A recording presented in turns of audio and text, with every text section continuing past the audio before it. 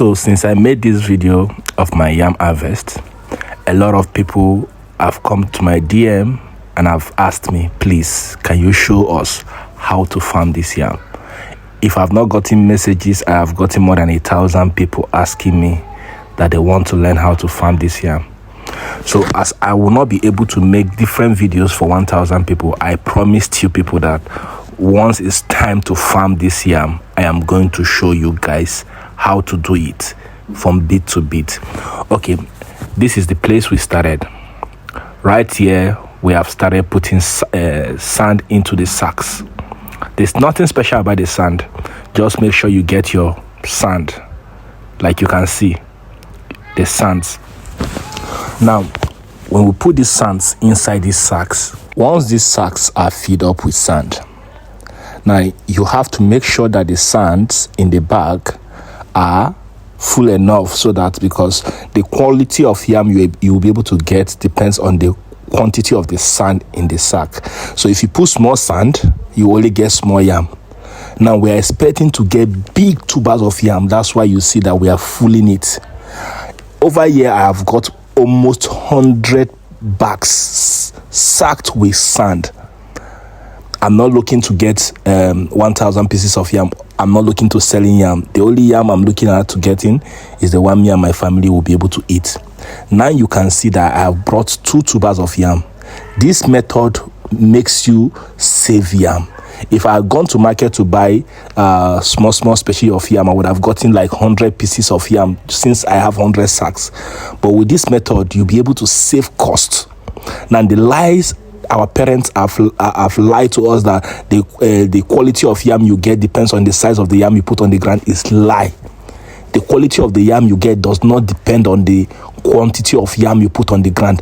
This small yam I'm putting on the ground will yield me massive yam.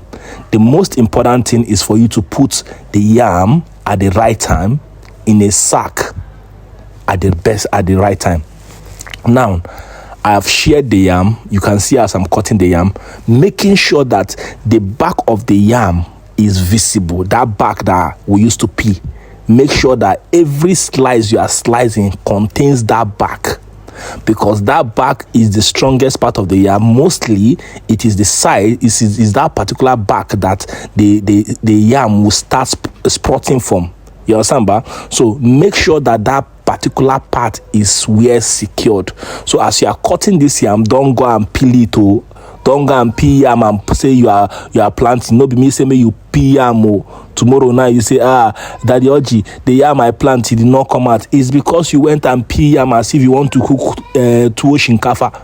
This is not yam that you are cooking. No. So as you are cutting it, make sure that the back, you can see that those backs are visible. Those backs are showing. Anyone that does not have that back, throw it away. So as you are cutting it, make sure that those backs are showing. Now, when that backs are showing, it means that you are doing the right thing. Cut as plenty as you have sacked already. If you have 100 sacks of yam, cut 100 pieces of yam. Don't go and cut like chinchino, because you hear say, I talk say the quality of yam does not depend on the size of the yam you put on the ground. Cut something tangible, because that yam will stay there for a while before it starts growing. So cut something that is going to be sustainable. You understand, ba? Over here, you've seen that I'm rubbing it with something, and the most important thing is that thing I'm rubbing it with.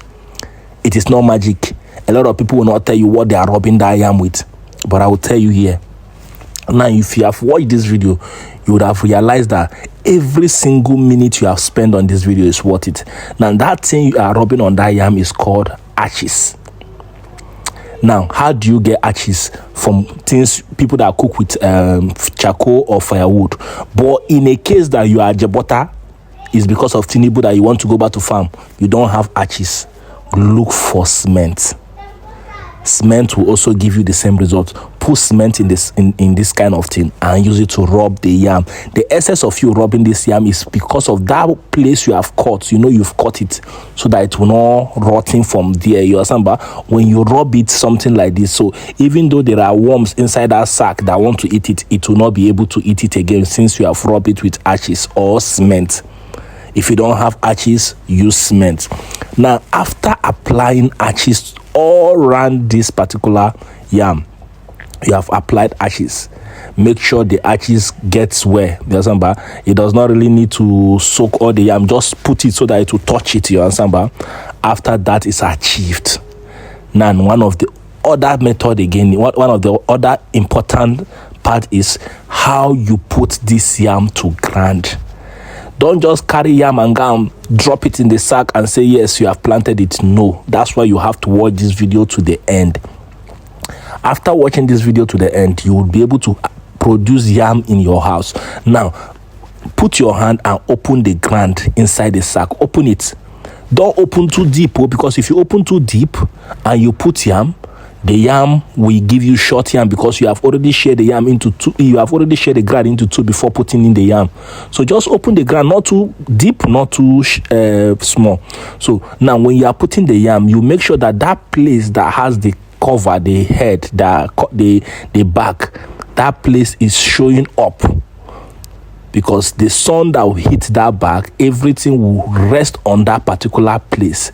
So make sure that that place is showing up, so that, because once that place is showing up, that back will be able to hold the sun and everything that is going to hit in that sack.